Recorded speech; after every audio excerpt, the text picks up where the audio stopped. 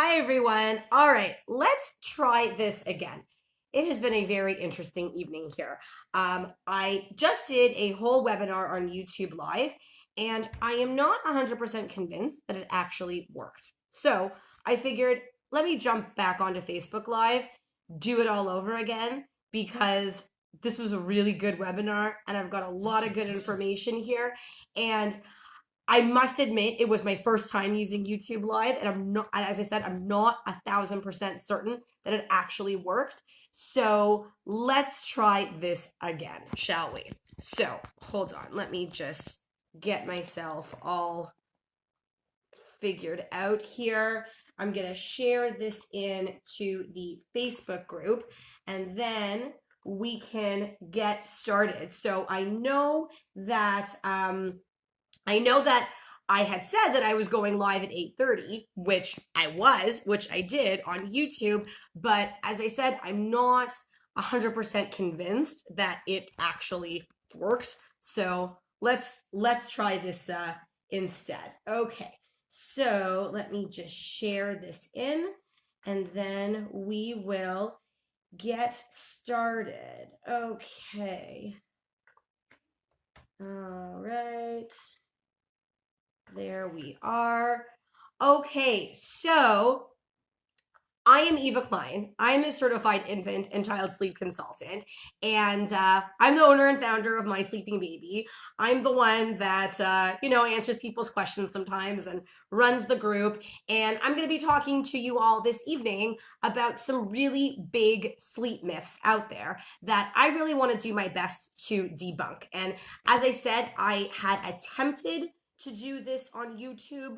I'm not 100% convinced it actually worked. So, because it was my first time using YouTube Live, so I am back on Facebook Live that I know for sure is going to work. And we're going to try this again. So I'm going to be speaking to you all about some really big sleep myths out there.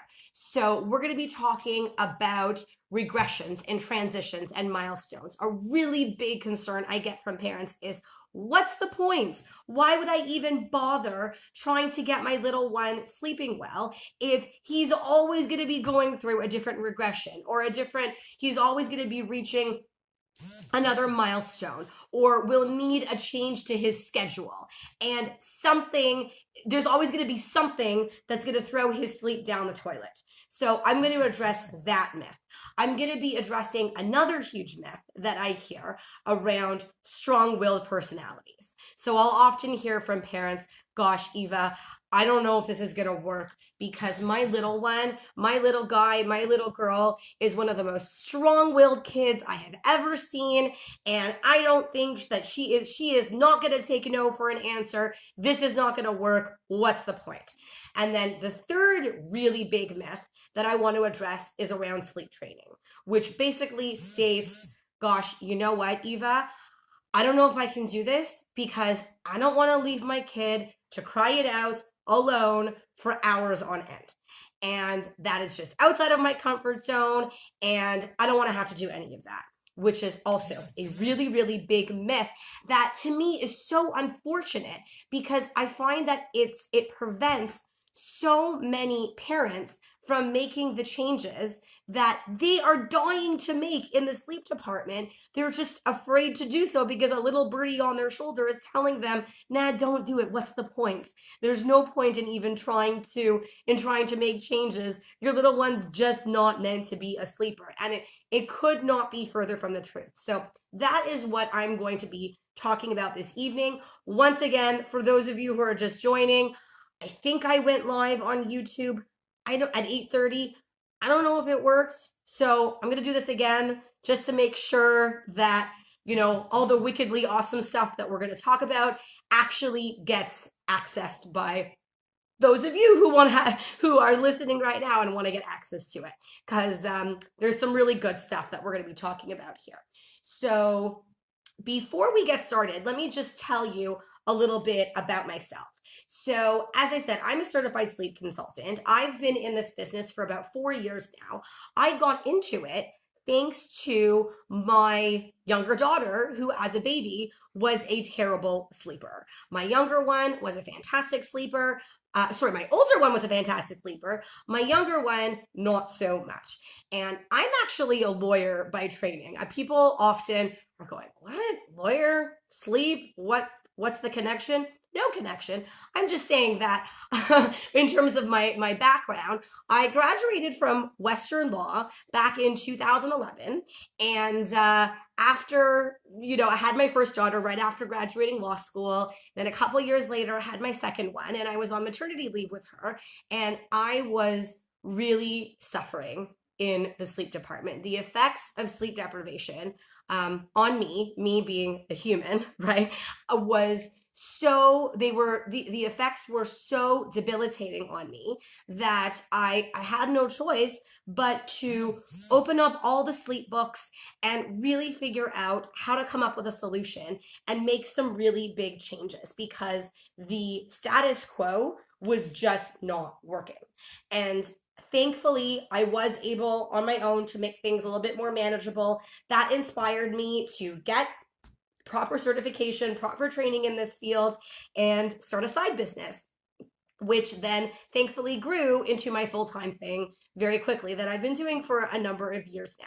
So that's kind of my very quick story in a nutshell as to how I got into this. Really, it started as my, little side passion of love, something that I was so beyond passionate about, helping families get the sleep that they so desperately need and begin to feel whole again as quickly as possible, really, because when you think about it, I mean, sleep is a basic human necessity, no different than food, no different than water, no different than air. We need it to be able to survive.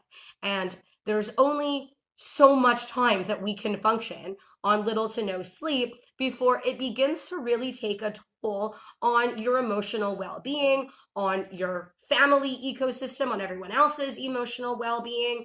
And so that was basically the passion that drove me into this business. And so as of now, I've worked with over 1,000 families to date, thankfully, and have really been able to help so many people get the sleep that they need. And so, I'm so excited about this webinar because I really want to take the time to address some really big mindset issues that I find that many families are faced with when they are thinking about making changes in the sleep department, but they are hesitant. And so I want to address those bang on. I want to debunk them so that if you are ready and willing and able to make the changes that you want to make, that you start, that you get the inspiration and motivation to be able to start as quickly as possible. So the first myth that I want to discuss is that surrounding regressions and transitions and milestones, and the whole notion of, well, what's the point in trying to make any changes? Because no matter what, there's always going to be something. There's always going to be, your baby's needs are always changing. He'll be learning how to crawl. He'll be learning how to walk. He'll be learning, he'll be going through a language burst, a language comprehension burst.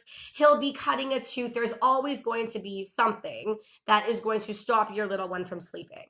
And the good news, people, is that this really couldn't be further from the truth.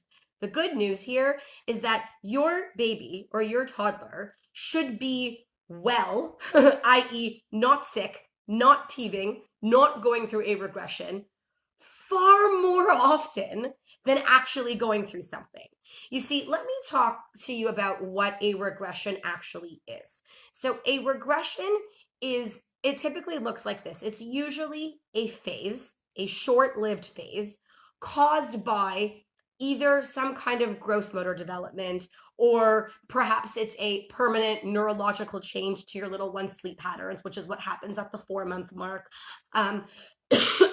Perhaps your little one has begun comprehending much more language. Maybe your little one's going through a bout of separation anxiety. These are all very temporary phases, right? It's a blip. It's a phase.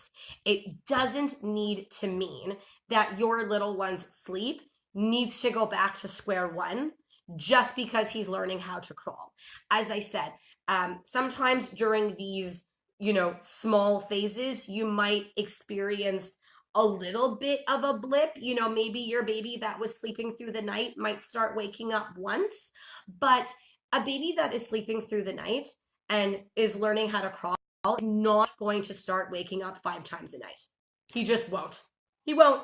I promise you. A baby that is waking up 5 times a night because he's learning how to crawl was probably waking up 3 to 4 times a night before he began learning how to crawl. So it's the reality is that as long as your little one has the best sleep habits out there, is falling asleep on his own, has a solid schedule, solid sleep habits, and then begins learning how to crawl or begins learning how to walk, at most it'll end up being a bit of a blip that, as long as you ride out and as long as you don't introduce new habits in the sleep department, then there's no reason why it needs to transform into anything more than just a blip. In fact, if your little one has wickedly awesome sleep habits, he might not even experience any of these regressions to begin with. Can I tell you on a personal note, neither of my children, both of my children experienced the 4-month regression, which then prompted me to explore some sleep training, but neither of them experienced any other major sleep regression out there at all because their sleep habits were solid.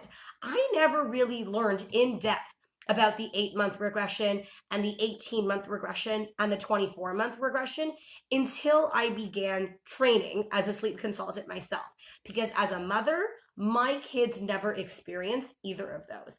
And that is a very probable scenario when you have a baby with really strong sleep skills. I think a really good analogy is, let's say that you have 2 kids who both know how to swim, but one is a stronger swimmer and he is a more experienced swimmer. So he's been swimming independently longer than his buddy has. And then let's say these 2 kids find themselves in an ocean and with big, massive tidal waves, right? Who do you think of those 2 kids is going to do better under that kind of challenge? Obviously, the stronger swimmer. The stronger swimmer and the swimmer with more experience is going to be able to keep his head above water much more easily than his friend who either doesn't know how to swim that well or maybe just learned how to swim. So if you are concerned about sleep training or making any kind of changes to your little one's sleep because of these potential regressions, I would look at it as though from a completely opposite lens, where because there is a risk of a baby regressing slightly in the sleep department at these particular milestones, the best thing that you can do to avoid them completely, or, worst case scenario, minimize the damage, is to make those changes that you yourself are dying to make to begin with. So I hope that kind of debunks that particular myth. Now, other times people will say, well, what's the point? Because their schedule is always changing. And to a certain extent, yeah, you're right. Their schedule is always changing because babies are always getting bigger, right? Their sleep needs are always need to be modified ever so slightly. And so do you know what that means you need to do? Just modify it, right? Just, extend their wake periods. If your little one used to be tired by 9 o'clock, now he's not tired until 9:15. Okay, so get him down for a nap for 9:15 or 9:30 instead. As long as you are a few steps ahead and you understand what your little one's specific individual sleep needs are and what they will likely look like by a certain age, and you make those modifications on a needs basis, you're golden. There's no need for your little one's sleep to go down the toilet just because he used to be on a 3-nap schedule and now he's taking 2 naps, or just because he used to be taking 2 naps and now he's taking 1 nap. As I said, you may experience a little bit of a blip with these transitions, But in the grand scheme of things, even if your little one experiences a blip for every single transition and every single regression, which, as I said, is highly improbable with a sleep trained baby, but let's just say for argument's sake that that's specifically what happens, you will still find yourself sleeping well at night far more frequently than not, even if your little one experiences every single possible blip down the road. So that is the good news. If this is something that's concerning you at all, as I said, it's a mindset problem. Take it out of your mind. Remind yourself, my baby is a human. Humans need to sleep. And even though there is a risk that there'll be, a small blip here and there that might last a couple days here and there, that's by no means not a reason to avoid making the changes that you yourself really want to make. So that is the deal when it comes to, regressions, what they are, what they aren't. They are a real thing, but they don't need to take over. They should not be taking over your little one's sleep. What can sometimes happen, though, is that your baby begins experiencing a regression, and then you respond by introducing new habits that you don't want in the long run. And then that's when the regression has transformed into a new, somewhat permanent set of habits in your baby's mind, right? So as long as you don't introduce new habits that you don't want in the long run, don't sweat it, people. Okay, so that's myth number one. Let's talk about the second myth that I hear all the time, which is, Eva, there is no point in trying to make any changes, or I really want to get my little one sleeping, but oh my gosh, he is so strong-willed. I have never seen a child more strong-willed, more spirited, more unadaptable than this particular child. And the first thing I want to say is, I hear you. It's hard. Listen, as a mom of a, a spirited child, from one mom of a spirited child to another, I totally hear you. It's challenging, but it doesn't mean that you need to be raising your spirited child like being exhausted. That is not the case. Spirited children, difficult children, children who don't adapt so well, they need sleep. They can sleep. They can learn how to sleep just as easily as their easygoing friends can. It just means that they often need a little bit more help getting there. So sleep is a skill that comes more naturally to some babies and children than it does to others. It's like swimming. Swimming is also a skill that comes naturally to some children, but not so much to others. Some kids, you just throw them in the water and they're a little fish and they just swim. And then there are other children that you really need to push them along. You really need to, enroll them in private swimming lessons and really give them that nudge so that they can get over that learning hump. I've experienced that with both of my kids. As I said, my older one was a much more easygoing, adaptable baby, and sleep was something that came very naturally to her. So there wasn't much teaching that had to be done. With my younger one, she was very difficult. She was not so adaptable. She was a perfectionist, which meant that there was very little room for error when it came to her schedule, when it came to her routines, when it came to, her habits and how she fell asleep and whatnot. And so it doesn't mean that she didn't learn how to sleep. As I said, she learned how to sleep just as easily as her older sister did.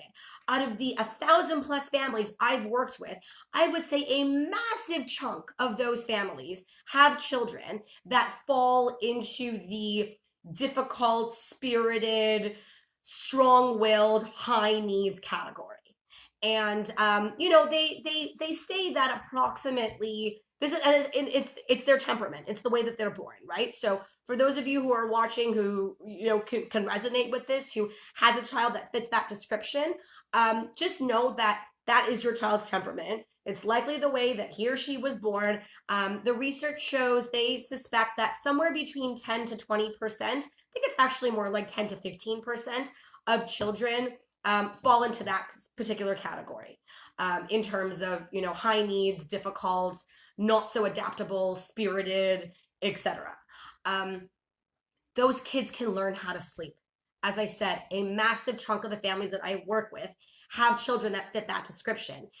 Probably because sleep doesn't come so naturally to kids that fit that description. And so it means that they need a little bit more coaxing. It means they need a little bit more teaching. It means that if they're the least bit overtired, it's going to impact their nighttime sleep far more than if the baby was on the more easygoing side. So it might mean that you need to be more aware. It might mean that there are certain things that you cannot get away with the way you can with an easygoing baby. But if sleep is a priority in your family and you are ready and willing to make those changes and prioritize daytime and nighttime sleep, your high needs baby, your high needs toddler can learn how to sleep just as well as his counterparts can. In fact, I would argue that he needs the sleep just as much as everyone else. I mean, remember, a difficult child, an unadaptable child is still a human, right? And they need sleep as a basic it's a basic biological need, just like for every other human. So just because your child might be insanely strong-willed, I want to give you that reassurance that it's not something that will prevent your little one from adapting and eventually accepting new and embracing new sleep habits, as long as they are introduced as part of a bigger sleep plan and as long as it's all done, consistently and correctly. Now, moving on to the last myth that I find, this is a big one. This has to do with sleep training. So I'll hear people tell me, okay, Eva, I'm so tired. I really want to get my little one sleeping well, but I don't want to leave him alone to cry for hours on end. I don't want to do cry it out. That is just not something that I'm comfortable with. I hear you. I don't blame you. I mean, listen, we're all parents, right? And the idea of leaving your little one alone to cry for potentially hours on end is not something that a lot of people are comfortable with. And the good news is that there is a huge happy medium where you can make really big, sizable, necessary changes and at the same time do so in a gradual, supportive manner that respects your child's emotional well-being, that respects your emotional well-being, that respects everyone's emotional well-being for that matter, so that the changes are done in a loving, supportive manner. One thing I really want to emphasize is that sleep science is king. So what do I mean by sleep science? When I talk about sleep science, I'm referring to respecting your baby's daytime sleep needs, ensuring that your baby, prior to beginning sleep training, has a solid daytime schedule, has age-appropriate wake periods, is getting ample daytime sleep, isn't overtired. As long as that is all properly in place before beginning sleep training, you can avoid tons of protesting and tons of tears. When I hear about a baby or a child of any age screaming for hours on end, the very first thing that I want to know is, what was that little one's schedule? And what did that daytime schedule look like the day that he or she began sleep training? And was that child overtired by the time he went into the crib? Because it doesn't matter whether or not you're using cry it out or whether or not you're using the most gentle method out there. Hours and hours of tears should not be happening, period. It tells me that there is something off, something that needed to be changed or tweaked or modified as part of the sleep plan that wasn't properly addressed. And so as long as you have all those puzzle pieces properly in place leading up to sleep training, it doesn't matter what method you're using, that should help you avoid tons of problems. The gong shows that you hear about, my kid cried for 3 hours and then threw up. We don't want any of that. That should be non-existent with a proper plan in place. And so the reality is that putting a proper sleep plan together, it can take a little bit of time, right? There's a lot that you need to you need to have in place in terms of your little one's sleep environment, in terms of, as I said, the daytime schedule, the routines, the bedtime routine, the nap timings, the nap duration, the bedtime itself, the habits themselves that are happening at bedtime and nighttime, daytime nutrition, nighttime nutrition. There can be, often is, a multitude of factors that needs to be properly addressed.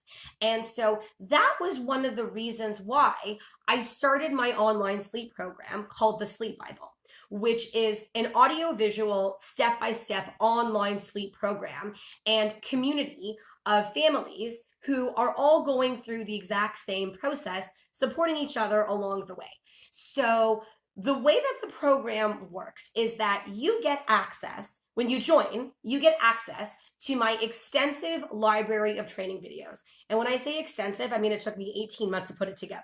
So it is pretty extensive. There is a lot of content that you don't need to go through all of it, but it's there for really to address any sleep problem out there for babies ages 4 months all the way to 5 years. And so you get unlimited access to all that content. And then for follow-up support, you get access to a members-only Facebook group that I am in every single day, answering people's questions. There are other parents answering people's questions as well, in terms of a really nice supportive community. We've got group calls on Facebook Live that I do every other week, answering people's questions. We've got experts that come in, other experts that come in, talk to us and answer our questions about topics that have nothing to do with sleep, such as nutrition, such as toilet training. And so, my goal was ultimately to make this a one-stop shop for parents who love sleep just as much as I do, and who are ready and willing to prioritize their little one's sleep and want all the tools and all the knowledge and know-how and support that they need to be able to get there. So, because think about it, like, how amazing would your life be if you were able to tuck your little one in, say goodnight, leave the room, have an evening to yourself, wake up wake up the next morning feeling completely well rested, waking up with a smile on your face as opposed to feeling groggy and exhausted. Imagine what your quality of life, how your quality of life could change, and what you'd be able to do with your life with all those amazing positive additions. So maybe that means that you can sit down with your husband and have a proper dinner. One of the members just told me that one of the reasons why her husband loves the fact that they joined the program is, yes, of course, they're getting better sleep, but for the very first time in about a year, the two of them have been able to sit down and have dinner together. Gosh, something that we probably all took for granted before we had kids suddenly becomes such a novelty when you have little ones that aren't sleeping.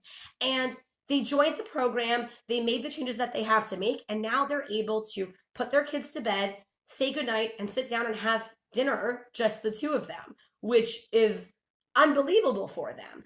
I have another member who's been able to start going to the gym again in the evenings. She wasn't able to get to the gym beforehand.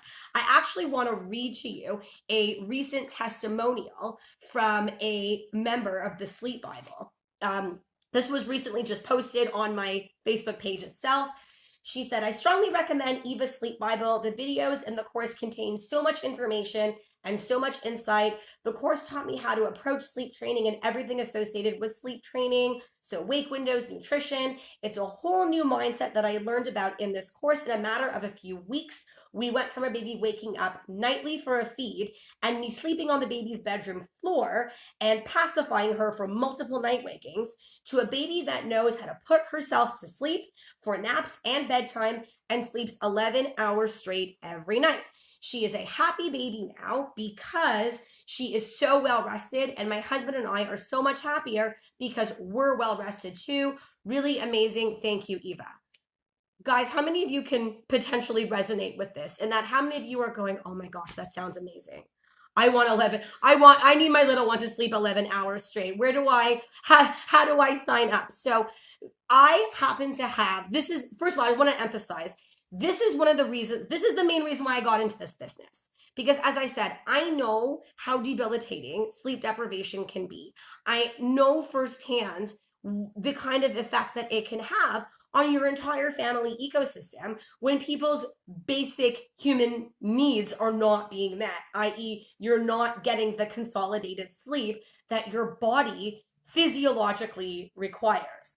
And so that's ultimately why I got into this business, and that's why I started this program. So as I said, the way the program works is you're getting my extensive step-by-step training videos.